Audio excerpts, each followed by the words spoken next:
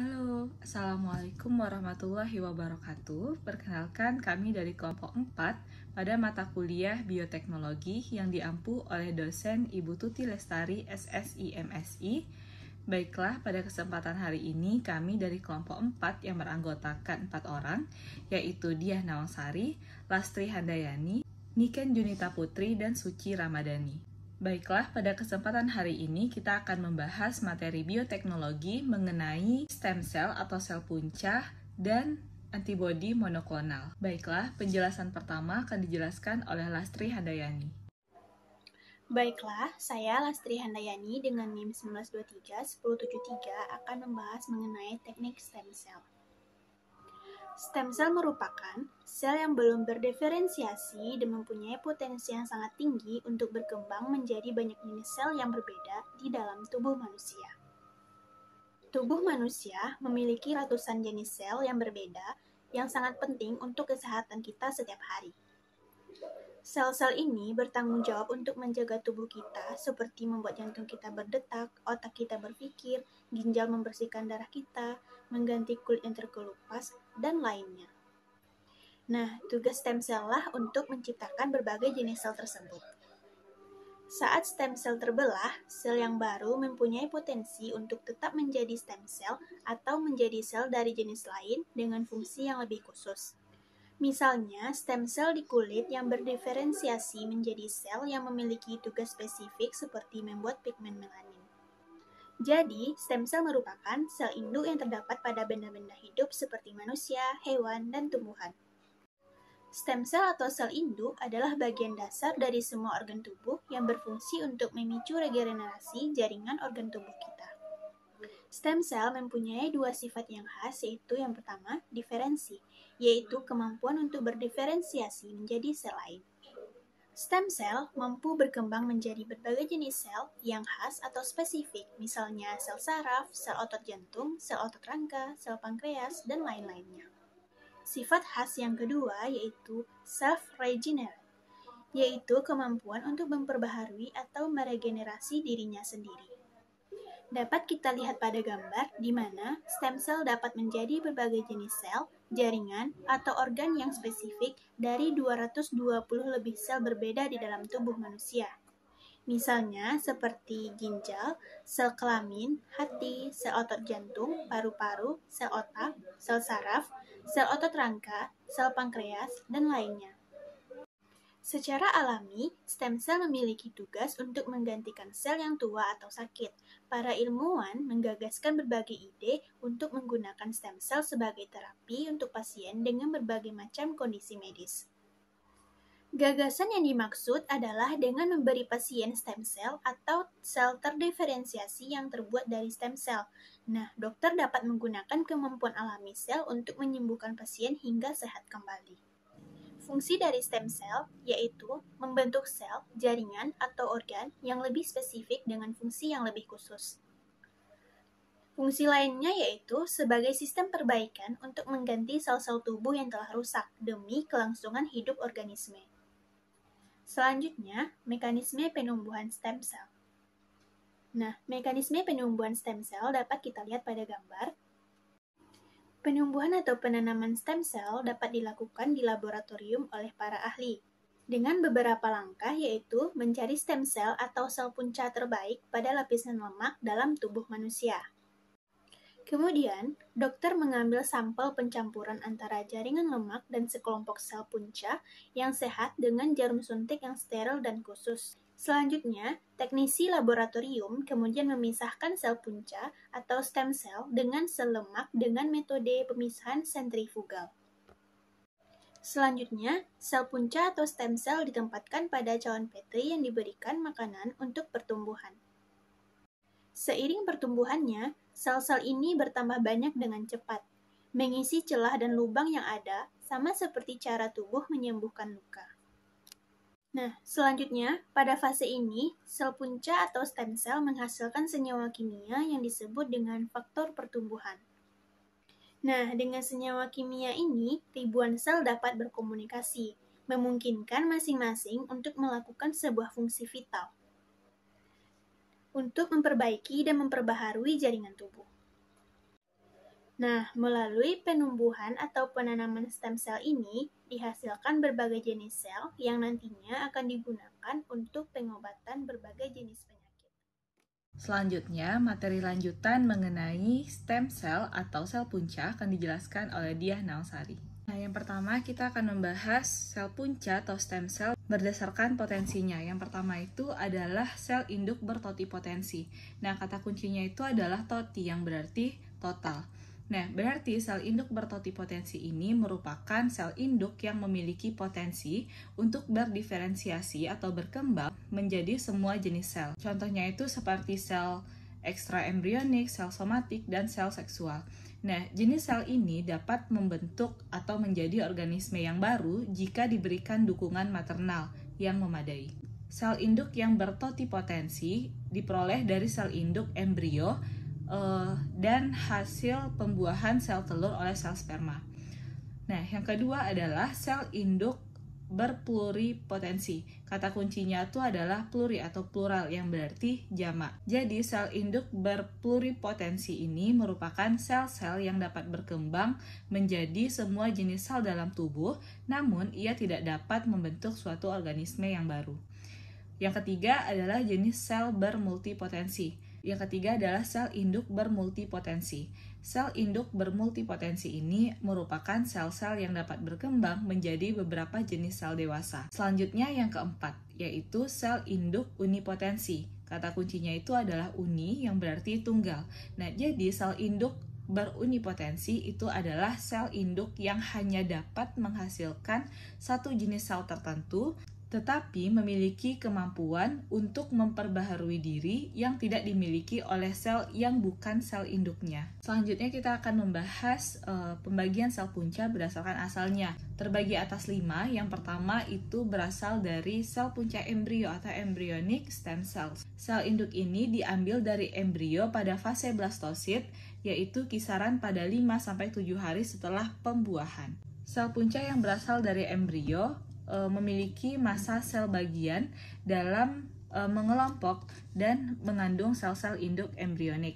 Selanjutnya, sel-sel akan diisolasi dari massa sel bagian dalam dan dikultur secara in vitro. Sel induk embrional dapat diarahkan menjadi semua jenis sel yang dijumpai pada organisme dewasa seperti sel-sel darah, sel-sel otot, sel-sel hati, sel-sel ginjal, dan lain sebagainya. Yang kedua adalah sel germinal atau benih embrionik. Sel germinal dan prekursor sel germinal diploid dapat ditemukan sesaat pada embrio sebelum terasosiasi dengan sel somatik gon dan kemudian menjadi sel germinal. Sel germinal embrionik manusia termasuk dalam sel punca yang berasal dari sel germinal primordial dari janin yang berumur 5-9 minggu. Sel germinal ini bersifat pluripotensi. Arti dari pluripotensi itu adalah berarti sel-selnya itu dapat berkembang menjadi semua jenis sel dalam tubuh, namun tidak dapat membentuk suatu organisme yang baru. Yang ketiga adalah sel punca fetal. Sel punca fetal ini merupakan sel primitif yang dapat ditemukan pada organ-organ fetus atau janin, seperti sel punca hematopoietik fetal dan progenitor kelenjar pankreas. Sel punca neural fetal pada otak janin menunjukkan kemampuan untuk berdiferensiasi atau berkembang menjadi sel neuron dan sel glial atau sel-sel pendukung pada sistem saraf pusat. Bagian dari sel punca fetal yang kaya dengan sel punca itu adalah darah, plasenta, dan tali pusar. Yang keempat adalah sel punca dewasa. Nah, ada dua karakter dari sel punca dewasa ini. Yang pertama, sel-sel tersebut dapat berproliferasi untuk periode yang panjang untuk memperbaharui diri. Yang kedua, sel-sel tersebut dapat berdiferensiasi atau berkembang untuk menghasilkan sel-sel khusus yang mempunyai karakteristik morfologi dan fungsi yang spesial. Ada 3 jenis sel punca dewasa. Yang pertama adalah sel induk hematopoietik atau sel induk pembentuk darah yang dapat membentuk sel darah merah, sel darah putih, dan keping darah yang sehat. Sumber dari sel induk hematopoietik ini berasal dari sumsum tulang, sumsum darah tepi, dan sumsum darah tali pusar. Pembentukan sel hematopoietik ini terjadi pada tahap embriogenesis, yaitu dari masa mesoderm dan disimpan pada situs-situs spesifik di dalam embrio. Yang kedua adalah sel punca mesenkimal. Sel punca mesenkimal ini dapat ditemukan di stroma sumsum tulang belakang, periosteum, lemak, dan kulit. Sel punca mesenkimal ini termasuk dalam sel induk multipotensi yang dapat berdiferensiasi menjadi sel-sel tulang, otot, ligamen, tendon, dan lemak. Namun, ada beberapa bukti yang menyatakan bahwa sel punca mesenkimal ini bersifat pluripotensi, sehingga tidak hanya dapat berubah menjadi jaringan mesoderm, tetapi juga menjadi jaringan endodermal. Yang ketiga adalah sel punca kanker. Sel punca kanker ini merupakan sel yang mengaktifasi lintasan onkogenik berupa tumorigenesis yang membuat sel normal mengalami fase inisiasi tumor. Namun, sel punca kanker ini tidak dapat memiliki sifat tumorigenik. Keberadaan sel punca kanker dapat ditemukan pada penyakit leukemia, kanker payudara, kanker otak, kanker usus besar, dan kanker kulit. Pembahasan selanjutnya yaitu mengenai transplantasi sel punca. Nah, transplantasi sel punca itu dapat dilakukan dengan 3 cara. Yang pertama adalah transplantasi autologus. Transplantasi autologus ini menggunakan sel induk pasien sendiri yang dikumpulkan sebelum pemberian kemoterapi dengan dosis yang tinggi. Cara yang kedua adalah transplantasi alogenik. Transplantasi alogenik ini menggunakan sel induk dari donor yang cocok, baik dengan hubungan keluarga atau tanpa hubungan keluarga. Yang ketiga adalah transplantasi singenik. Transplantasi singenik ini menggunakan sel induk dari saudara kembar yang identik. Selanjutnya, kita akan membahas mengenai jenis-jenis transplantasi pada sel punca. Yang pertama adalah transplantasi sel punca sumsum tulang. Nah, sumsum tulang ini merupakan jaringan spons yang terdapat dalam tulang besar seperti tulang punggung, tulang dada, tulang pinggang, dan tulang rusuk. Sumsum tulang ini kaya akan sel induk hematopoietik dan transplantasi sumsum tulang itu digunakan sebagai bagian dari pengobatan seperti leukemia, anemia aplastik, dan limfoma jenis tertentu. Tetapi, transplantasi sel punca sumsum tulang ini memiliki beberapa resiko. Yang pertama itu adalah timbulnya penyakit GVHD, yaitu sumsum tulang yang baru akan menghasilkan sel-sel aktif yang secara imunologi nantinya akan menyerang sel-sel resipien. Resiko yang kedua adalah kontaminasi virus lebih tinggi, dan yang ketiga, prosedur pencarian donor akan memakan waktu yang cukup lama. Yang kedua adalah transplantasi sel punca darah tepi. Nah, keuntungan dari transplantasi sel punca darah tepi ini, yang pertama lebih mudah didapat, lalu pengambilan sel induk darah tepinya tidak menyakitkan, lalu hanya diperlukan sebanyak 100 cc, sedangkan pada sumsum tulang itu dibutuhkan 600 cc. Kemudian transplantasi sel punca darah tepi ini lebih mudah tumbuh, namun lebih rentan atau tidak sekuat dan tidak setahan sumsum tulang. Yang ketiga adalah transplantasi sel induk darah tali pusat. Nah, darah plasenta manusia itu mengandung sel induk yang sama dengan sel induk yang ditemukan dalam sumsum tulang. Nah, kemudian darah tali pusat itu mengandung sejumlah sel induk yang bermakna dan memiliki keunggulan di atas transplantasi sel induk dari sel-sel tulang dan darah tepi bagi pasien tertentu. Transplantasi sel induk dari darah tali pusat telah mengubah bahan sisa dari proses kelahiran menjadi sebuah sumber yang dapat menyelamatkan. Selanjutnya kita akan membahas mengenai aplikasi terapi pada sel punca. Aplikasi pertama ditemukan pada penyakit leukemia. Pengobatan dengan kemoterapi atau radiasi itu dapat menghancurkan sel-sel leukemia. Setelah itu dilakukan transplantasi sel-sel induk yang sehat melalui pembuluh darah besar. Selanjutnya, sel-sel darah baru akan menggantikan sel yang dihancurkan oleh pengobatan. Aplikasi yang kedua ditemukan pada terapi sel punca pada hati. Untuk mengobati hati, sel punca diambil dari sumsum tulang maupun sel darah tepi. Kemudian pembiakannya itu dilakukan di luar tubuh dan dimasukkan kembali ke dalam tubuh melalui pembuluh arteri hati, karena pembuluh ini adalah pemasok nutrisi sehingga hasilnya akan lebih efektif. Kemudian, dengan menyuntikkan sel punca ke dalam hati, sel ini bisa menuju ke jaringan yang rusak lalu berubah menjadi sel pembuluh hati. Aplikasi yang ketiga dapat ditemukan pada terapi sel punca pada jantung. Tujuan terapi sel punca pada jantung itu untuk memperbaiki dan meregenerasi jaringan. Jadi terapi ini bukan dimaksudkan untuk mengganti jantung yang rusak dengan jantung yang baru, tapi diciptakan otot jantung baru yang sehat di jantung yang sudah sakit tersebut. Selanjutnya materi mengenai antibodi monoklonal yang akan dijelaskan oleh Niken Junita Putri. Baik, bismillahirrahmanirrahim. Assalamualaikum warahmatullahi wabarakatuh. Saya Niken Junita Putri. Saya akan menjelaskan tentang definisi antibodi monoklonal. Antibodi merupakan campuran protein di dalam darah dan disekresi mukosa menghasilkan sistem imun bertujuan untuk melawan antigen asing yang masuk dalam sirkulasi darah. Nah, sedangkan antibodi monoklonal adalah antibodi buatan identifik karena diproduksi oleh salah satu jenis sel imun saja, dan semua klonnya merupakan single parents. Antibodi monoklonal mempunyai sifat khusus yang unik, yaitu dapat mengenal suatu molekul, memberikan informasi tentang molekul spesifik, dan sebagai terapi target tanpa merusak sel sehat sekitarnya.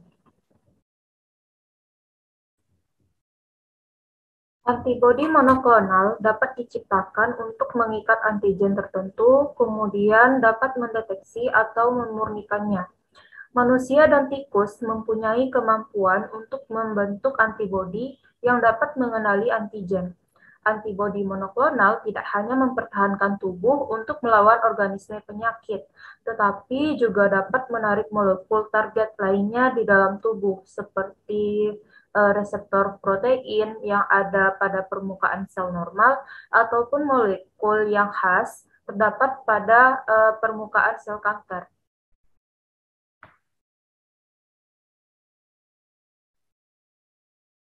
Next, kita masuk ke pembahasan jenis antibodi monoklonal.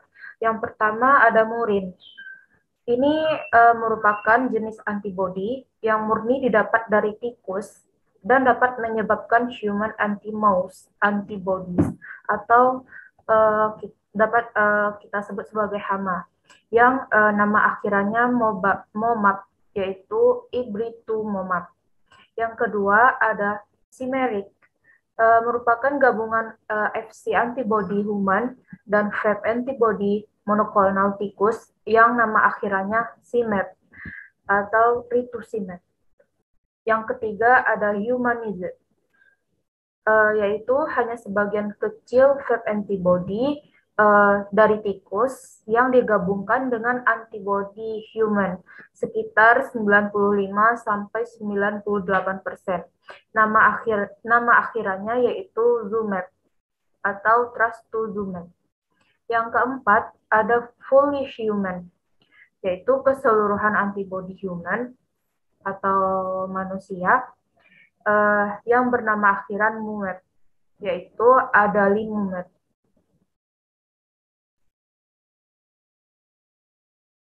Nah, setelah itu kita akan membahas tentang proses pembuatan antibodi monoklonal. Kohler dan Milstein menjelaskan bagaimana caranya mengisolasi dan mengembangkan antibodi monoklonal murni spesifik dalam jumlah banyak yang didapat dari campuran antibodi hasil respon imun. Tikus yang telah diimunisasi dengan antigen khusus ke dalam sumsum tulang akan menghasilkan sel limfosit B yang memiliki masa waktu hidup terbatas dalam kultur. Hal ini dapat diatasi dengan cara menggabungkan sel limfosit B tumor atau myeloma yang abadi. Hasil campuran heterogen sel hibridomas dipilih hibridoma yang memiliki dua kemampuan, yaitu dapat menghasilkan antibodi khusus dan dapat tumbuh di dalam kultur. Hibridoma ini diperbanyak sesuai klon individualnya dan setiap klon hanya menghasilkan satu jenis antibodi monoklonal yang permanen dan stabil. Hibridoma yang berasal dari satu limfosit akan menghasilkan antibodi yang akan mengenali satu jenis antigen.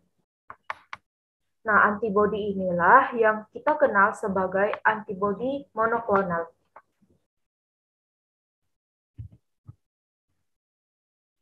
Next, untuk lebih jelasnya bisa teman-teman lihat di gambar ini. Nah, ini merupakan tahapan dari proses pembuatan antibodi monoklonal. Yang pertama yaitu imunisasi tikus dan seleksi tikus donor untuk pengembangan sel hibridoma. Tikus diimunisasi dengan antigen tertentu untuk menghasilkan antibodi yang diinginkan. Tikus dimatikan jika titer antibodinya sudah cukup tercapai dalam serum, kemudian limfanya digunakan sebagai sumber sel yang akan digabungkan dengan sel mieloma. Yang kedua yaitu penyaringan produksi antibodi tikus. Serum antibodi pada darah tikus itu dinilai setelah beberapa minggu imunisasi.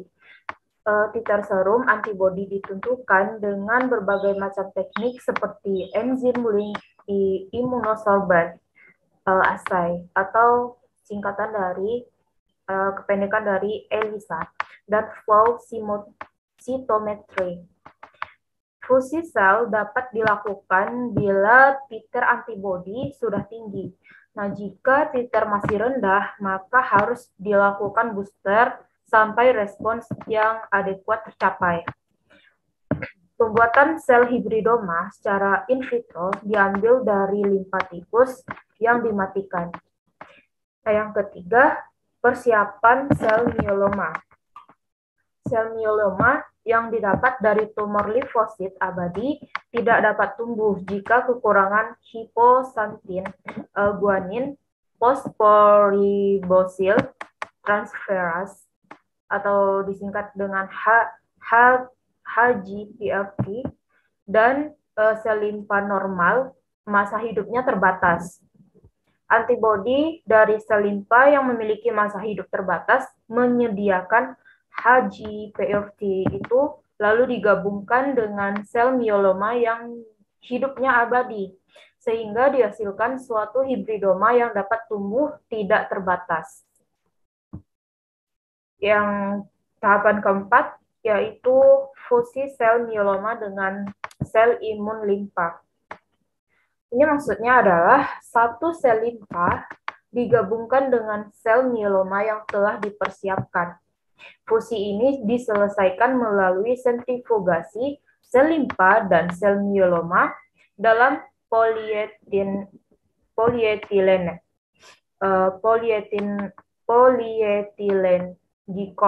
glikol, yaitu suatu zat yang dapat menggabungkan membran sel. Sel yang berhasil mengalami fusi tersebut dapat tumbuh pada medium khusus. Selain itu, kemudian didistribusikan ke dalam tempat yang berisi makanan.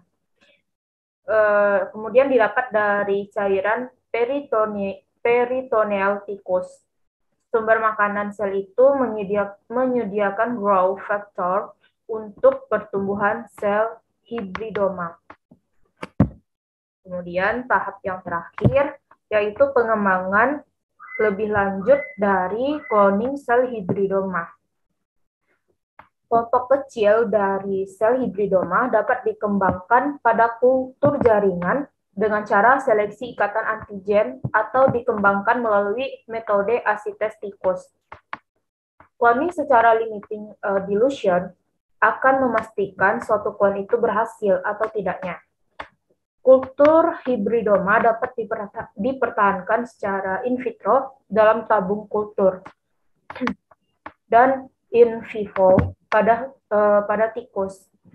hidup tumbuh di dalam suatu asites tikus.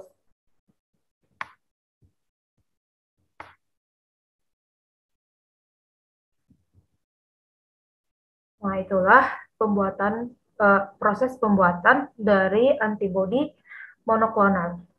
Sekarang kita lanjut ke tahap pembuatan antibodi monoklonal secara bioteknologi.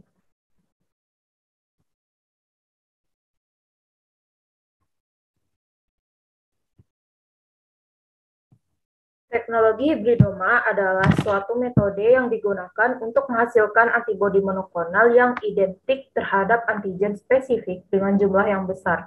Teknologi ini ditemukan pada tahun 1975 oleh Georgi Kohler dan Cesar Milstein. Pembuatan antibodi dilakukan dengan cara menggabungkan sel limfosit B dengan sel kanker. Hal ini dilakukan karena sel limfosit B mampu menghasilkan antibodi, namun memiliki waktu hidup yang terbatas dalam kultur. Keterbatasan ini dapat diatasi dengan cara penggabungan dengan sel kanker yang memiliki sifat dapat membelah dengan cepat. Dengan penggabungan tersebut, maka sel limfosit B dapat membelah dengan cepat sehingga dapat dihasilkan antibodi yang identik dalam kultur sel. Sehingga sel hibridoma ini bersifat immortal. Nah, untuk tahapan pembuatan hibridoma, diantaranya yang pertama yaitu penyuntikan antigen ke dalam tubuh hewan, seperti tikus. Yang kedua, setelah penyuntikan, kita akan melakukan pengisolasian sel limfosit B yang mengandung antigen dari kelenjar limfa tikus. Kemudian, setelah pengisolasian, akan dilakukan fusi sel limfosit B dengan sel myeloma, sehingga menghasilkan sel hibridoma. Dan tahap yang terakhirnya merupakan penyeleksian sel hibridoma dan pembiakan sel hibridoma untuk membentuk antibodi monoklonal.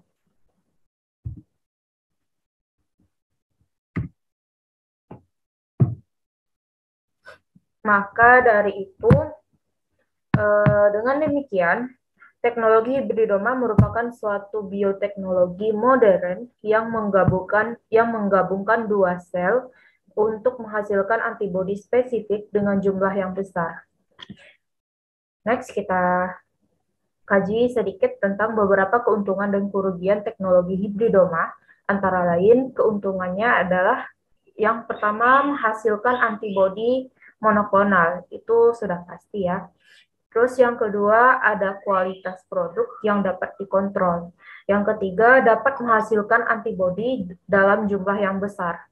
Kemudian selain beberapa keuntungan tadi, terdapat juga beberapa kerugian dari teknologi hibridoma ini. Yang pertama biayanya yang cukup mahal.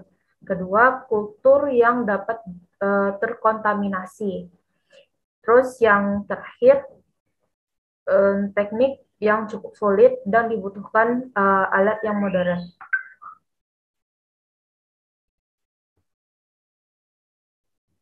Baik, kita masuk ke pembahasan selanjutnya, yaitu peranan antibodi monoklonal. Salah satu peranan antibodi monoklonal yaitu terapi antibodi monoklonal pada pasien COVID-19.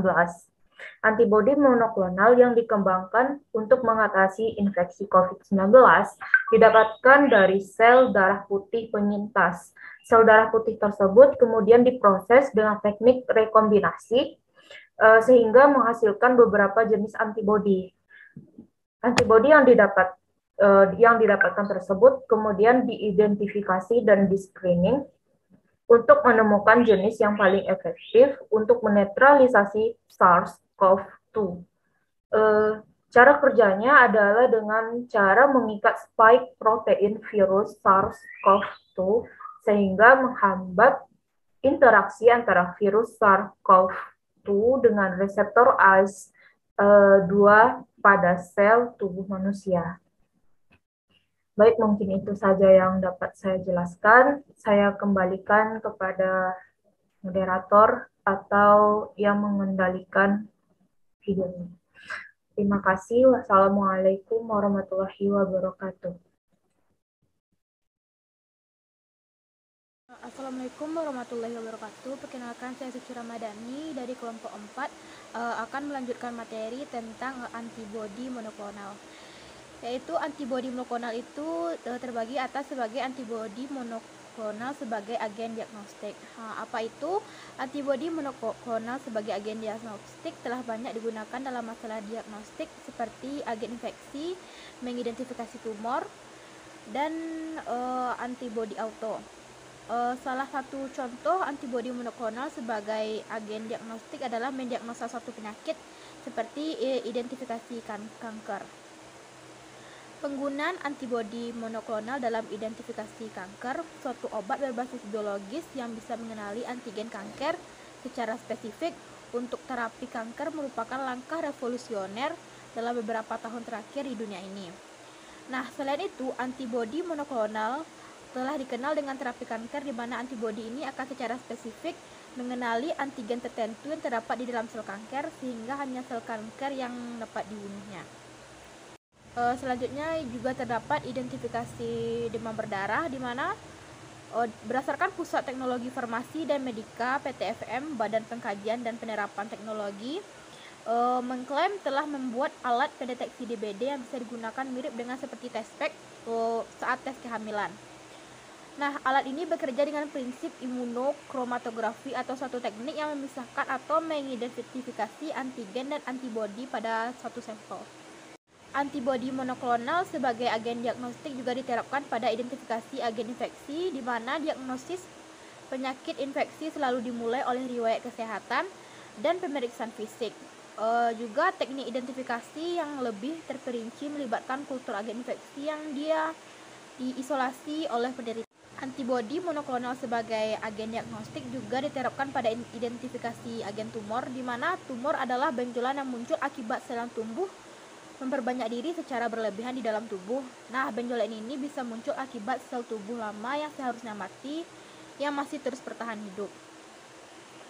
Antibodi monoklonal sebagai agen diagnostik juga terdapat antibodi monoklonal sebagai agen terapi, di mana antibodi monoklonal telah banyak dimanfaatkan dalam bidang kesehatan, baik untuk diagnostik maupun untuk pengobatan, terutama dalam mengatasi penyakit kanker tertentu. Antibodi monoklonal sebagai terapi kanker diinjeksikan ke dalam tubuh pasien, di mana molekul itu akan mencari sel kanker atau antigen sebagai targetnya. Nah, beberapa antibodi monoklonal yang digunakan untuk pengobatan berasal dari sel mencit atau tikus, sehingga sering menimbulkan reaksi alergi pada pasien yang menerima terapi antibodi monoklonal. Hal ini disebabkan karena protein yang terkandung dalam mencit atau tikus dikenal sebagai antigen asing oleh tubuh, sehingga menimbulkan reaksi atau respon imun antara lain berupa alergi, inflamasi, dan penghancuran suatu destruksi dari antibodi monoklonal itu sendiri. Ada beberapa jenis antibodi monoklonal yang digunakan sebagai anti kanker. Salah satunya yaitu rituximab yang digunakan pada jenis kanker limfoma non-Hodgkin. Ada juga antibodi monoklonal trastuzumab yaitu pada jenis kanker payudara, alemtuzumab pada jenis kanker kronik limfotik leukemia, dan ada juga cetuximab, bevacizumab, dan panitumumab yaitu pada jenis kanker yaitu pada bagian kolon, dan ofatumab dan ipilimumab untuk leukemia. Selanjutnya itu adalah penggunaan antibodi monoklonal dalam terapi kanker. Yang pertama itu ada antibodi monoklonal murni. Nah, antibodi monoklonal murni merupakan antibodi monoklonal yang penggunaannya tanpa dikombinasikan dengan senyawa lainnya, yaitu masih murni dan belum terkontaminasi dengan senyawa lainnya. Antibodi monoklonal murni meningkat daripada antigen spesifik yang dimiliki oleh sel-sel kanker sebagai dapat dikenali dan dirusak oleh sistem imun tubuh. Salah satu antibodi monoklonal yang bekerja dengan cara tersebut dia adalah trastuzumab atau Herceptin yang digunakan untuk terapi kanker payudara stadium lanjut, di mana trastuzumab menyerang protein HR2 merupakan protein yang terdapat dalam jumlah besar pada sel-sel kanker payudara. Selanjutnya itu ada antibodi monoklonal yang dikombinasi. Nah, antibodi monoklonal yang dikombinasi ini dengan beberapa senyawa lain atau disebut dengan konjuktif monoklonal antibodies, antara lain adalah kemoterapi, toksin, dan senyawa radioaktif. Antibodi monoklonal jenis ini akan beredar ke seluruhan bagian tubuh sampai berhasil menemukan sel kanker yang mempunyai antigen spesifik yang dikenali oleh antibodi monoklonal. Nah, senyawa konjugasi ini masih menemukan efek samping lebih banyak dibandingkan antibodi monoklonal yang murni. Efek yang ditimbulkan tergantung pada tipe substansi yang dikonjungsikan padanya atau yang dikombinasikan. Antibodi monoklonal yang dikombinasikan dengan obat-obatan kemoterapi disebut dengan chemalabel, sedangkan antibodi monoklonal yang dikombinasikan dengan senyawa radioaktif disebut dengan radioimunoterapi. Nah, contoh dari obat antibodi monoklonal yang pertama itu ada alemtuzumab. Nah, alemtuzumab ini mengandung efek samping berupa alergi, demam, pusing, hipotensi, dan juga menimbulkan rasa mual. Nah, dosis dari penggunaan alemtuzumab ini untuk orang dewasa adalah diawali dengan penggunaan 3 mg melalui infus selama 2 jam.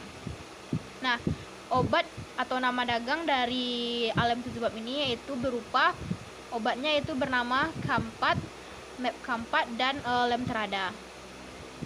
Selanjutnya itu ada adalimumab yang memiliki efek samping berupa diare, konstipasi, muntah, hipertensi, bahkan menimbulkan batuk, rasa mengantuk, sakit kepala, ruam, dan juga menimbulkan efek keringat. Nah, dosis dari adalimumab ini adalah untuk orang dewasa yaitu di atas 18 tahun dengan penggunaan 40 mg setiap 2 minggu sekali. Nah, nama dagang dari adalimumab ini adalah atau obat yang diperdagangkan adalah bernama Humira. Contoh lain dari obat antibodi monoklonal yaitu adalah basilumab, di mana efek samping dari penggunaan basilumab ini adalah mengalami reaksi hipersensitif berat yang dilaporkan dengan sindrom pelepasan sitoksin. Nah, untuk efek samping lain di bawah sikloksin dan peredosinolon. Nah, dosis dari penggunaan basilimab ini adalah berupa saat penggunaan infus di rumah sakit, di mana injeksi interval atau infus interval berukuran 20 mg selama 2 jam sebelum pembedahan. Nah, basilimab ini berarti digunakan saat seseorang akan melakukan operasi. Dan 20 mg lainnya diberikan setelah 14 hari melakukan transplantasi. Nah, nama dagang dari senyawa basilimab ini adalah Simultec. Nah, obat antibodi monoklonal lainnya itu adalah ranibizumab, di mana ranibizumab ini memiliki efek samping berupa pusing, iritasi mata, pandangan menjadi kabur, mengalami flu, nyeri punggung, hipertensi, dan bahkan mengalami anemia. Nah, dosis dari pemberian ranibizumab ini adalah interval dosis tak boleh kurang dari 1 bulan. Nama dagang dari ranibizumab adalah atau obat yang diperjualbelikan yaitu Lucentis dan Patidra. Yang terakhir yaitu contoh dari obat antibodi monoklonal yaitu adalah rituximab, di mana efek samping dari penggunaan rituximab ini berupa infeksi bakteri, infeksi virus, mual, mengalami ruam, demam, menggigil, sakit kepala, bahkan penurunan kadar hemoglobin. Nah, dosis dari pemberian rituximab ini adalah tidak dikombinasikan pada penggunaan pada anak-anak dan tidak diperlukan penyesuaian dosis pada lansia berdasarkan resep dari dokter atau orang yang ahli dalam bidangnya. Nah, nama dagang dari rituximab ini adalah terdapat ada 3 yaitu Rituxan, Maptera, dan Truxima. Baiklah, sekian presentasi dari kelompok 4 mengenai materi stem cell atau sel punca dan antibodi monoklonal. Jika ada pertanyaan, kita bisa lanjutkan melalui WA Group atau e-learning. Terima kasih. Assalamualaikum warahmatullahi wabarakatuh.